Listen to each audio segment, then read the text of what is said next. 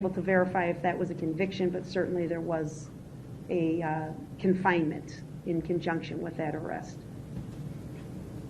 He has no contact with the criminal justice system in Waukesha County or the district attorney's office. He does have a outstanding paternity case that's been pending since 2003, in which he was adjudicated as the father of a juvenile, and there's been return court appearances over the years based on failure to pay child support.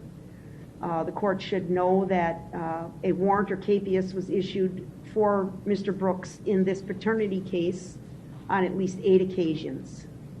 He has been sentenced to jail on several prior occasions for failing to pay that child support. And on one occasion, he had his Huber privileges revoked related to one of those jail sentences. That was back in 2009.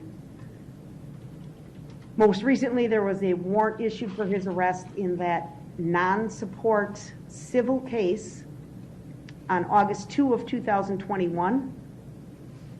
Judge Maxwell signed an order for him to serve a 120-day jail sentence. Mr. Brooks did make a court appearance in that matter on November 16th of 2021, so just last week, 1 week ago. And he was released at that time because, again, he had explained to the court, provided an explanation that the reason he had not made his child support payments is because he was serving that jail sentence in Georgia. So the court released him that day and ordered him back for a court appearance in the paternity case for December.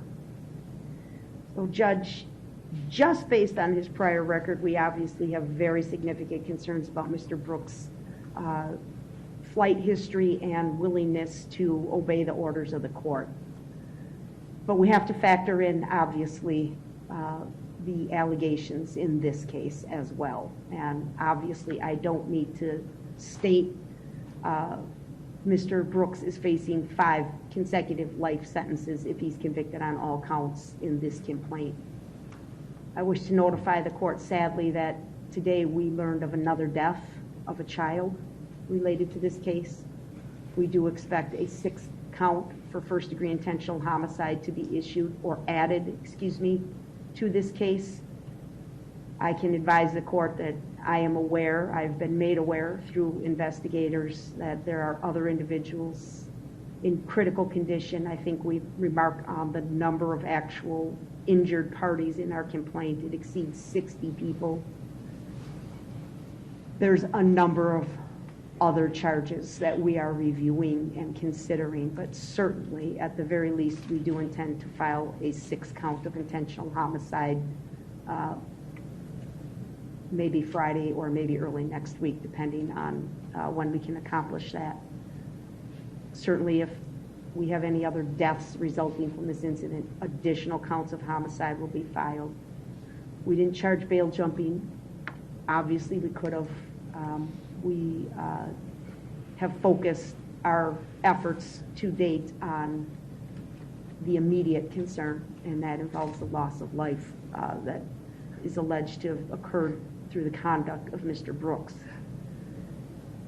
I want this court to know, and I think the court has read the complaint, you've indicated you've read the complaint, there are not words to describe the risk that this defendant presents to our community. Not only flight risk, but the dangerousness that he presents, his history of violence, and the allegations in this complaint where it is stated plainly that on several occasions he was told to stop by police officers.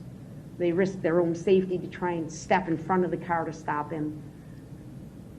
Everything was done to get him to stop, and he just simply continued down the roadway, causing death and destruction in his path.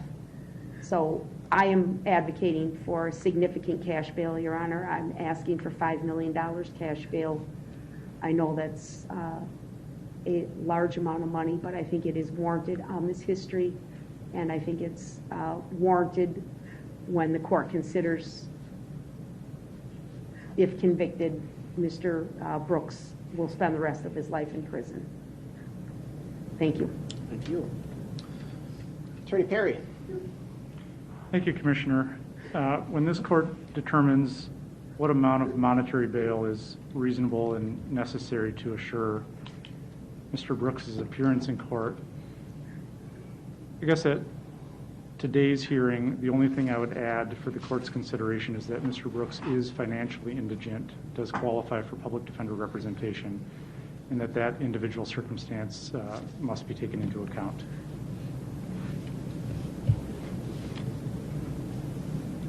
Does that conclude your argument? It does. Thank you, sir. So, first of all, let's get to conditions of bail.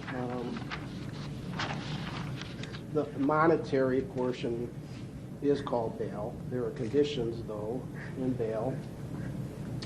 And first, I am going to order, sir, level 4 monitoring through WCS if you do post bail. You're not to leave the confines of the state of Wisconsin. You are only to be released on a business day during business hours. Who's the highest ranking sheriff, deputy sheriff? I would like your opinion. I would like the sheriff's department to notify WCS if he bails out, that he's to immediately go over to WCS. So would it be asking too much if I had somebody from the sheriff's department contact during regular business hours WCS to let them know that he's being released? Then I'm ordering then that the sheriff's department contact immediately upon Mr. Brooks walking out the door, if that should happen, that he's on his way to WCS, which is literally a block away. If that does not happen, I want to make sure that people are aware that he did not get on the GPS monitoring device, which I am ordering. I'm ordering him to pay for that as well. Again, he's only to be released on a business day during business hours with the sheriff's department agreeing to contact WCS. If WCS does not have Mr. Brooks come in with a matter of minutes, I would like them, I'm ordering them to then contact the sheriff's department of that. I am ordering, sir, that you not operate a motor vehicle. You may not possess any dangerous weapons or firearms. You are not to have contact with the families listed in the victim identification sheet. You are to only disseminate that information to your lawyers.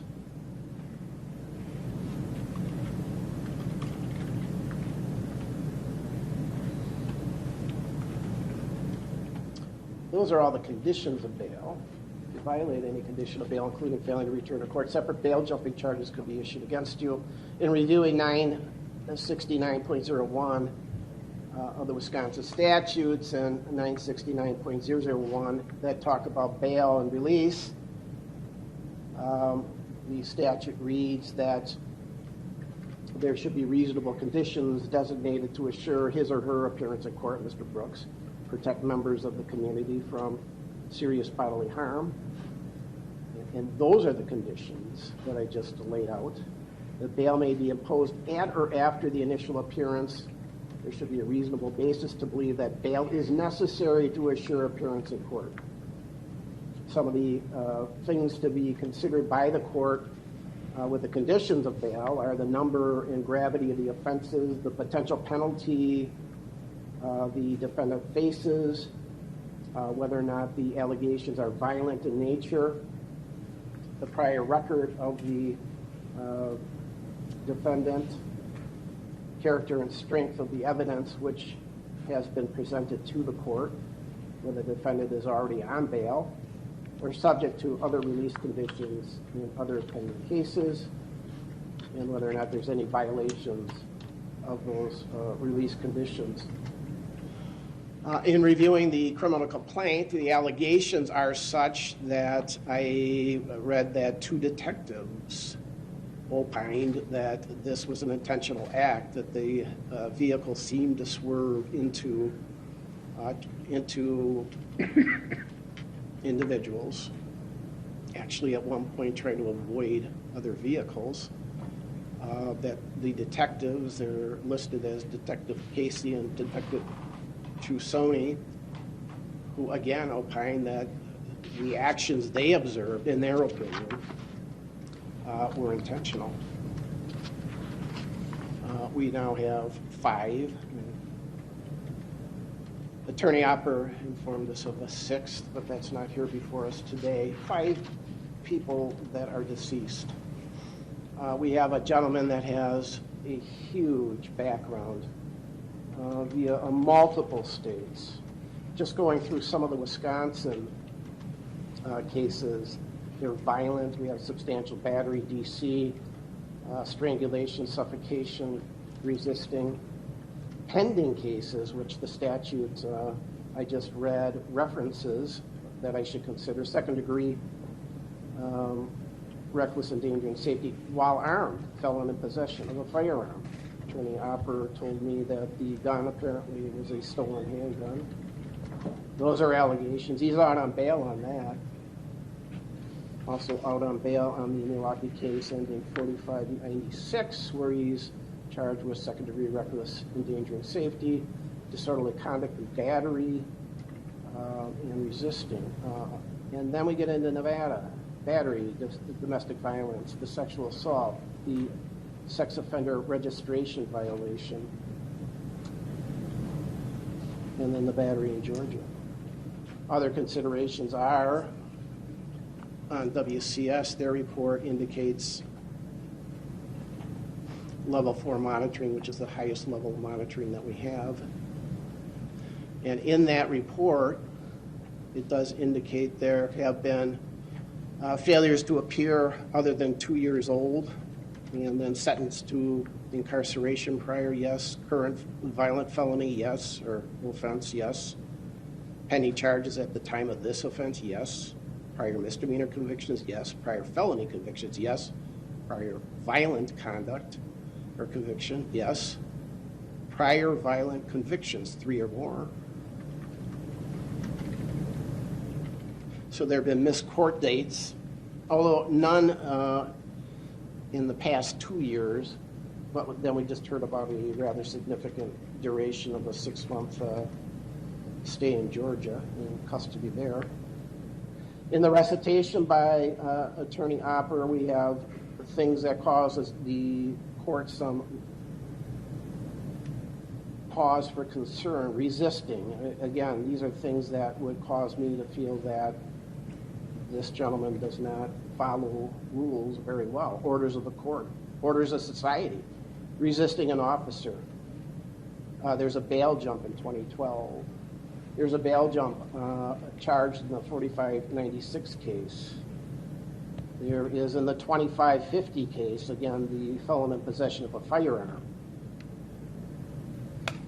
All those things are just societal, legal issues, also orders of the court in some instances that are not being followed.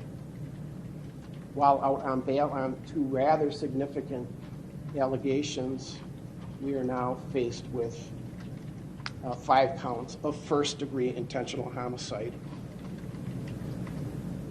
So when I look at that, I look at the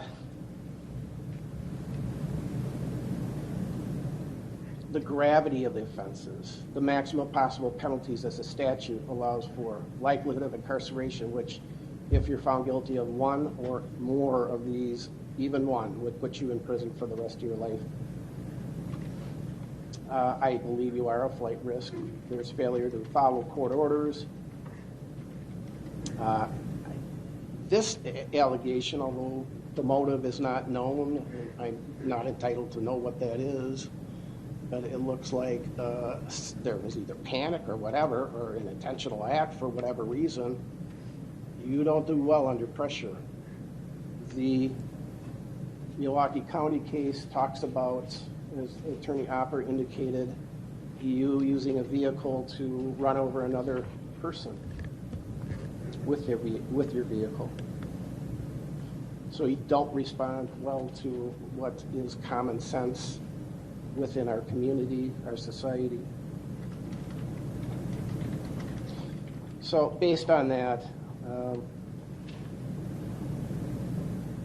you're out on bail.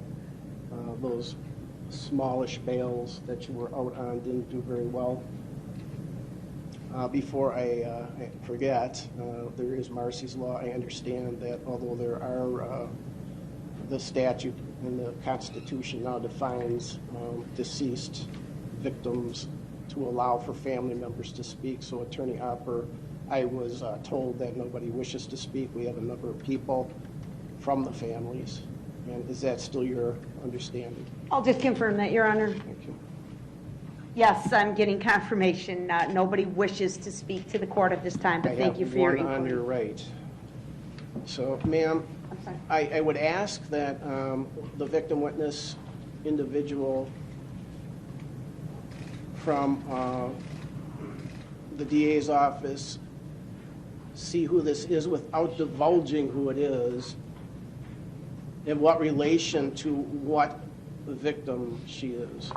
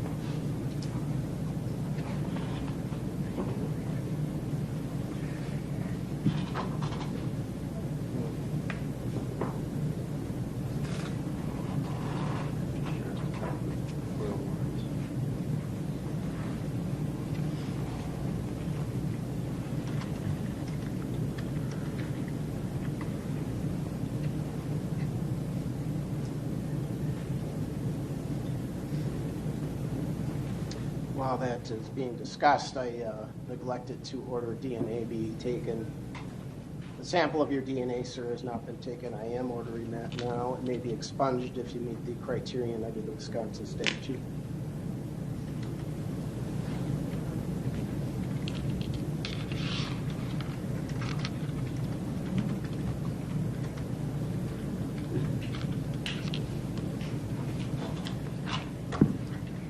Attorney Basie, where are we? We're fine to proceed. She does not wish to give a statement. Okay. Thank you for checking. Thank you, ma'am. The family is always welcome. You do, under the law of the state of Wisconsin, as well as under the amended Constitution, have the right to speak at proceedings germane to the particular proceedings that we're at. So with that, I will set bail. I have no problem with the bail being recommended by the state. I'm an old guy who has been doing this for almost 40 years. DA's office, criminal defense attorney, 17, 18 years as a commissioner, both in Milwaukee and now in Waukesha. The nature of this offense is shocking. Actually, the detail I was not expecting here today, that two detectives, not lay people, detectives, not only tried to stop this, but rendered an opinion that this was an intentional act. You're presumed innocent, sir, but that's what the allegations are. And I've not seen anything like this in my very long career. It seems to be a very strong case for the state. Likelihood of incarceration, which is the other aspect of bail, is absolute. If you are found guilty of any one of these, a multitude of them, it's a life imprisonment sentence that must be meted out. So I have no problem. I just, with that bail, it's extraordinarily high, but it's an extraordinarily big case. It's an extraordinarily serious case with an extraordinary history of this gentleman, of fleeing, of hurting people, of not following court orders, not following criminal laws, not following just your societal norms. So I know that that's extraordinarily high bail. It's warranted here, and I am setting cash bail in the amount of $5 million. And with that, we're going to select a preliminary hearing date. Attorney Perry, time limits. Commissioner, we would be waiving time limits. We did, off the record, talk with the clerk prior to this and preliminarily set a date for January 14th at 9:15. Okay. Is that a Friday? It is. Yep, so that date, January 14th at 9:15. Does that work for the state? So Judge, it works for my calendar and Attorney Bailey's calendar. We would ask for an opportunity to confer with any victims that wish to attend. Obviously, that cannot be done with haste here this afternoon. So if we could perhaps just notify the court by Monday if we have any significant challenges. I think if the court can anticipate the ability of live streaming the event, that may assist with some scheduling conflicts as well. But I'm available, Attorney Bailey's available, Detective Casey is available. So yes, that is our request for that date. Okay, why don't we take that date, and then we can work out the details as far as live stream or otherwise. We'll talk to Madam Clerk, Monica Paz, and see what we could do. So with that, anything else, Attorney Hopper? No, sir. Thank you. And Attorney Perry, anything further? No, nothing else. All right, very good. We can be adjourned.